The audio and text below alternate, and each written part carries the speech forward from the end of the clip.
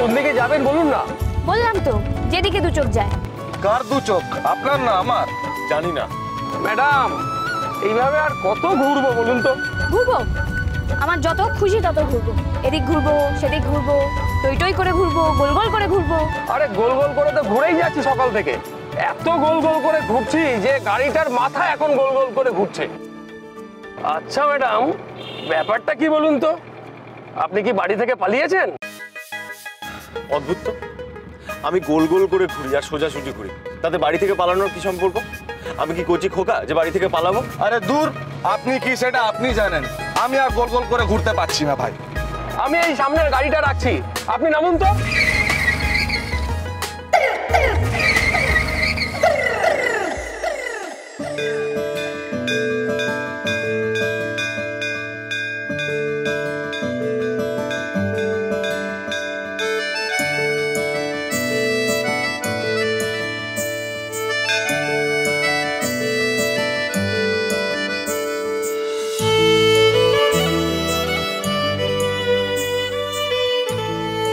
একেবারে ভূত ভগবান, গ্রেট।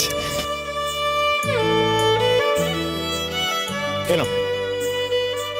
বাহ, তাহলে ভগবানের কাছে একটা ভূত চাই এবার।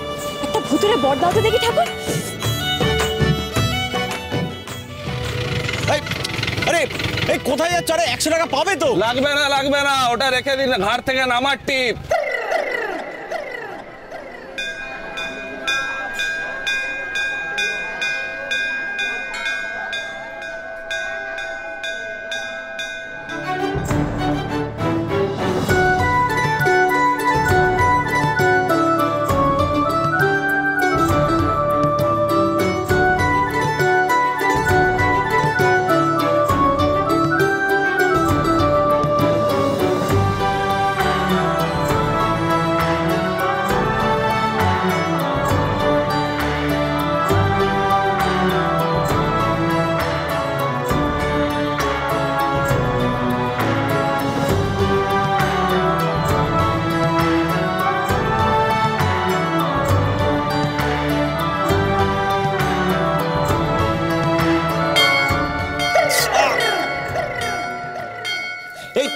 এই শুনুন, কি হলো এটা?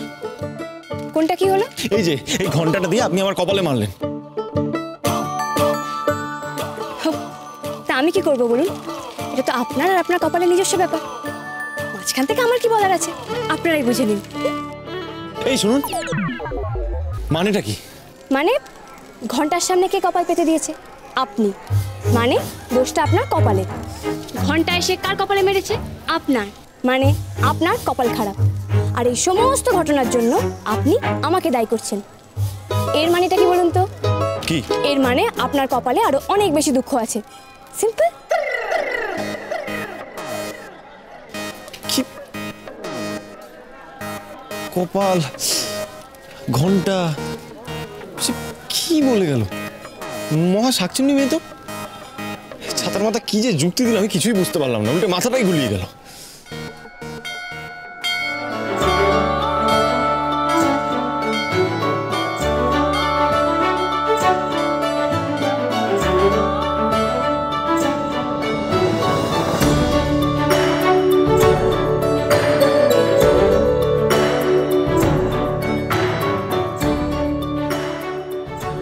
হে ঠাকুর, ভূতের হাত থেকে পালিয়ে শাকচুন্নি, আমার কপালটা কি সত্যি এত খারাপ? তুমি কি আমার কপালটা একটু শুধরে দিতে পারো না? ও ঠাকুর ঠাকুর, আমার কপালে কি একটা ভূত দেখা নেই গো? ও বলো না, তুমি কি আমায় একটা সত্যিকারের ভূতের বাড়ি জুটিয়ে দিতে পারো না? একটা দাও না ঠাকুর, দাও না, জুটিয়ে দাও না একটা ভূতের বাড়ি। হ্যাঁ,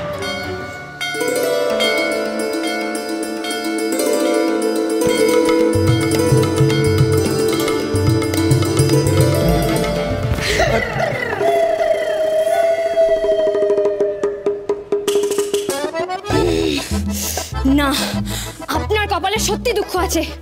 আপনি আপনি ধাক্কা দিয়ে ঘন্টার বাড়ি লাগার প্রতিশোধ নিচ্ছেন। এই দেখুন, একদম বাজে কথা বলবেন না। আপনি আমায় ধাক্কা মেরেছেন, আমি আপনাকে ধাক্কা মারিনি। ও ঠাকুর, এই সমস্ত মেয়ে কেন তৈরি করে বলো তো? ওই একটা কথা আছে না, দিন দুপুর বেলা ভূতে মারে ঠেলা। আর এ তো ভূত নয়, ভূতের অধম, শাকচুন্নি কোথাকার। আমাকে এই দাঁড়ান দাঁড়ান দাঁড়ান দাঁড়ান, শুনুন, ভূত তুলে কোনো কথা বলবেন না, বলে দিলাম, ভূত তুলে কোনো কথা বলবেন না। আমার মতো মেয়ে নিয়ে আপত্তি তো দেখবেন, আমার মতো মেয়ে আপনার কপালে নাচছে। শাকচুন্নি,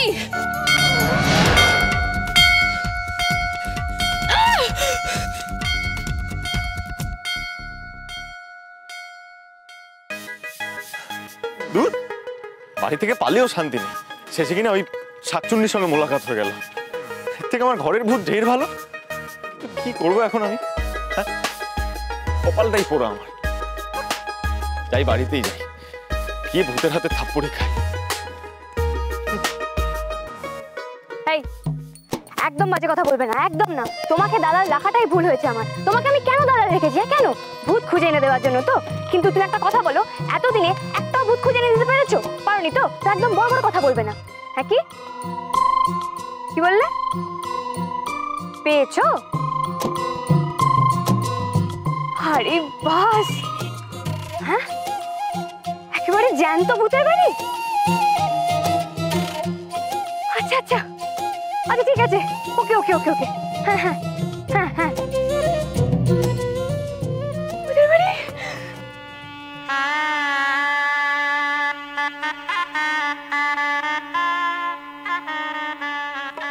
আসো, একটু স্থির হয়ে বস না বাবা। সারাদিন তো উপোস করে আছিস, এভাবে পয়েন পয়েন করে দৌড়লে মাথা ঘুরবে তো। গুরু, আমার মাথা ঘুরুক, স্থির হয়ে বসার উপায় আছে? বর তো এখনো বাড়িতে এলো না। লগ্ন শুরু হয়নি এখনো, বিয়ে তো রাতে। তাতে কি এতক্ষণে বর এসে যাওয়া উচিত ছিল না? তোমার ছেলে ওই অকাল কুষ্মাণ্ড অকম্মার ঢেকি বর আনতে গিয়ে দেখো অন্য বাড়িতে চলে গেছে হয়তো। আমারও তাই মনে হয়। দেখুন গিয়ে, হয়তো বড়ই খুঁজে পাচ্ছে না। ছেলেটাকে তো মানুষ করতে পারোনি, গোবর তৈরি করেছো, গোবর গোবর। যত দোষ ওই অলোকের। হ্যাঁ তাই তো, জগতে যে যা করে সব ভুল। আর তুমি তুমি যেটা করছো, সকাল থেকে চুনিটাকে ঘরে আটকে রেখেছো, কিছু খেতে পর্যন্ত দাওনি, সেটা ঠিক তো? আশুতোষ, গিরি তো ঠিক কথাই বলেছে। মেয়েটাকে লঘুভাবে গুরুদণ্ড দেওয়া হচ্ছে না? মা মা, আপনি আপনার ছেলেটাকে কিছু বোঝান না, মেয়েটার জন্য।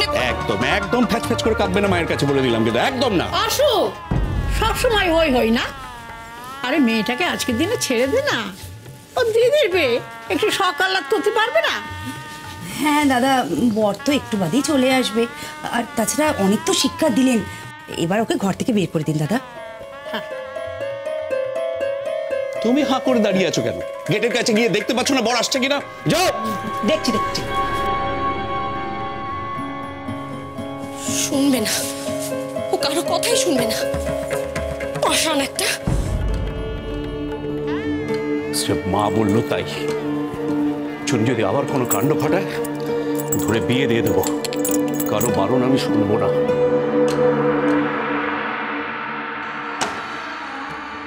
চুনে,